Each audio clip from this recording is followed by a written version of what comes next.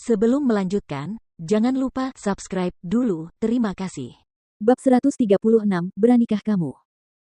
Huang Xiaolong menatap Mei Pengliang dan sejumlah murid paviliun awan cerah dan mencibir, lepaskan semua pakaian mereka dan gantung satu persatu di pilar batu di seberang jalan.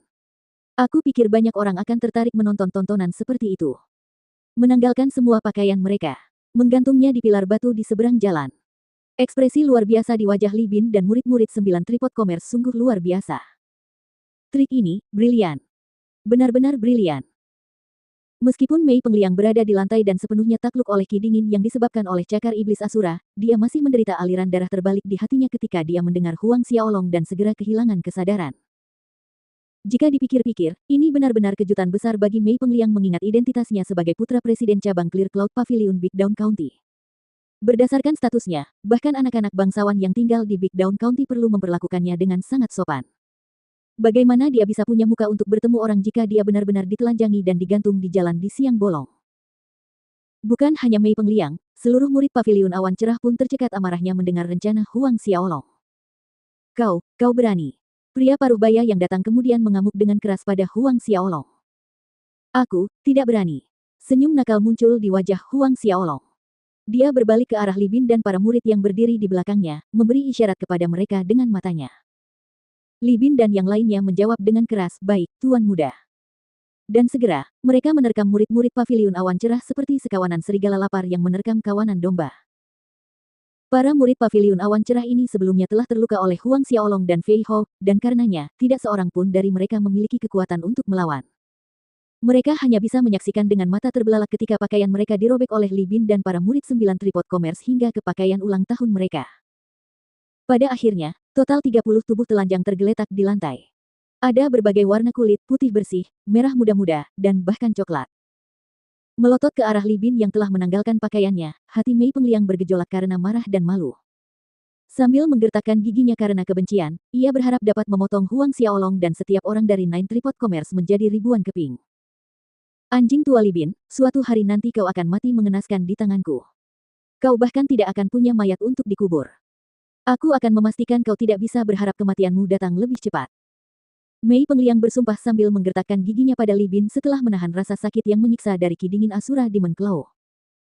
Li Bin melirik daging yang menggantung di tubuh bagian bawah Mei Pengliang, mengangkat alisnya, dan bertanya, benarkah? Tanpa menunggu jawaban, dia mengangkat kakinya dan menginjak tubuh Mei Pengliang. Mei Pengliang menjerit dengan tragis dan menyedihkan. Alat yang awalnya berukuran besar itu langsung menyusut setelah terkena pukulan kaki Li Bin, seperti buah yang kehilangan semua sarinya, mengerut dan mengering. Murid-murid paviliun awan cerah lainnya yang melontarkan kata-kata kasar dan mengancam ke wajah murid-murid 9 tripod commerce dengan cerdik menutup mulut mereka setelah menyaksikan nasib kejam tuan muda mereka. Keributan yang riuh itu langsung berhenti karena mereka semua sibuk melindungi permata keluarga mereka dengan menjepit paha mereka. Melihat ini, para pengikut 9 tripod commerce tertawa terbahak-bahak. Bulan lalu, para pengikut 9 tripod commerce ini menderita hinaan dan pukulan dari orang-orang ini, dan sekarang mereka akhirnya bisa melampiaskannya. Setelah itu, beberapa murid dari 9 tripod commerce mengeluarkan tali kasar, mengikat murid-murid paviliun awan jernih satu persatu. Beberapa murid dari 9 tripod commerce bahkan mengikat kaki tengah bersama-sama. Oleh karena itu, ketika tali ditarik, jeritan kesakitan bergema di aula. Setelah mengikat Mei Pengliang dan murid-murid paviliun awan cerah lainnya, dan mengikuti perintah Huang Xiaolong, murid-murid 9 tripod mengangkat dan menggantung mereka di pilar-pilar batu di seberang jalan. Tidak lama setelah Mei Pengliang dan 29 pengikut paviliun awan cerah digantung untuk dilihat, rakyat jelata dan bangsawan yang lewat berhenti untuk mengagumi. Ini sepertinya putra presiden paviliun awan cerah, Mei Sen, Mei Pengliang. Kamu benar. Aku tidak menyangka, bagian bawahnya, akan begitu hitam sementara wajahnya sangat mirip domba putih kecil, satu. Sungguh semak yang tebal, plus. Hanya saja, sedikit kecil gelombang. Beberapa anak bangsawan yang berhubungan dengan Mei Pengliang memberikan tanggapan mereka. Jari-jari mereka menunjuk ke atas dan ke bawah, sengaja mengejek dan tertawa terbahak-bahak pada saat yang sama. Kepala Mei Pengliang tertunduk, hampir menghilang ke dadanya, sementara hatinya mengamuk karena malu. Jika ada lubang tikus di depannya saat ini, dia lebih suka merangkak masuk, bahkan jika hanya setengah kepalanya. Begitulah yang dirasakan Mei Pengliang, dan perasaan murid-murid lainnya pun senada dengannya. Sementara Mei Pengliang dan para murid digantung di depan umum, di aula utama gedung cabang Clear Cloud Pavilion Big Down, Mei Sen sedang berbicara dengan gembira dengan seorang pria paruh baya berjubah merah muda bersulam. Terlihat dari sikap dan perilaku Mei Sen bahwa ia penuh hormat dan berusaha menyenangkan pria parubaya berjubah merah muda itu pada saat yang sama. Lelaki setengah baya yang mengenakan jubah bordir merah muda ini tak lain adalah patriark keluarga marsial Ning dari kerajaan Baolong, Ning Wang.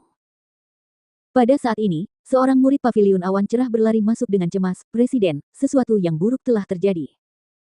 Alis Mei Sen berkerut ketika disela, "Ada apa?" "Tuan muda dalam masalah." Murid paviliun awan cerah itu berkata dengan cemas. "Ada sesuatu yang terjadi pada Liang Er." Melihat ekspresi wajah murid paviliun awan cerah itu, Mei Sen merasakan firasat buruk di dalam hatinya. Apa yang terjadi? Tuan muda dan para pengikutnya semuanya diikat dan digantung di seberang jalan dari perdagangan 9 tripod. Murid itu bergegas menjawab. Diikat dan digantung di jalan. Mei Sen diam-diam menghela napas lega, dia mengira putranya mengalami beberapa kecelakaan serius.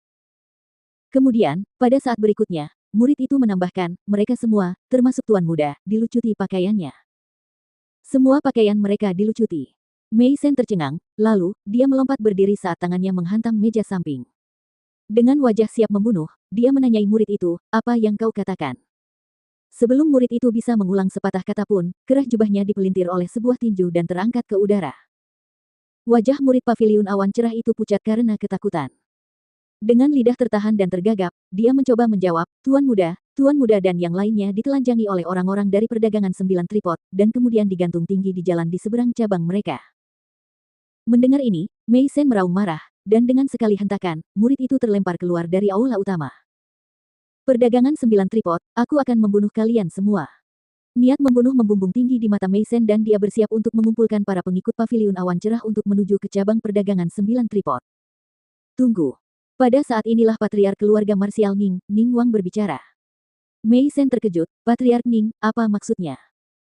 Sebuah cahaya berkedip di mata Ning Wang, dan dia berbicara dengan nada serius, mungkin, Huang Xiaolong ada di sini. Huang Xiaolong. Nama ini menebalkan niat membunuh di mata Mei Sen, maksudmu? Mei Sen menyelidiki. Ning Wang mengangguk tanda setuju, jika bukan karena kehadiran Huang Xiaolong, apakah orang-orang di Nine Tripod Commerce berani bersikap seperti ini? Namun, kita hanya perlu mengirim seseorang untuk memeriksa dan melihat apakah Huang Xiaolong benar-benar ada di sini. Kirim seseorang untuk menyelamatkan putramu. Kita akan tahu kebenarannya setelah bertanya padanya. Jika itu benar-benar Huang Xiaolong, hei, maka, daerah fajar besar ini akan menjadi tanah pemakamannya. Mei Sen mengangguk. Maka, Mei Sen menahan amarah di hatinya, menarik kembali aura pembunuhnya, dan mengutus beberapa pengikut paviliun awan cerah untuk menjemput putranya dan murid-murid lainnya yang tergantung di jalan. Namun, tidak lama setelah itu, seorang murid paviliun awan cerah berlari ke aula utama, dengan gugup saat ia melapor kepada Mei Sen yang sedang menunggu kabar. Ia melaporkan bahwa sekelompok murid yang pergi untuk menyelamatkan tuan muda ditangkap oleh orang-orang dari perdagangan 9 tripod, ditelanjangi, dan akhirnya diikat seperti yang lainnya, digantung di jalan untuk dipamerkan. Mei Sen hampir muntah darah karena marah ketika mendengar laporan itu.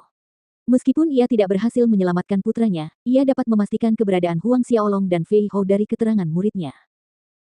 Pada akhirnya, karena tidak punya pilihan lain, Mei Sen hanya bisa meminta pihak kastelan dari Big Down County untuk menyelamatkan putranya atas namanya.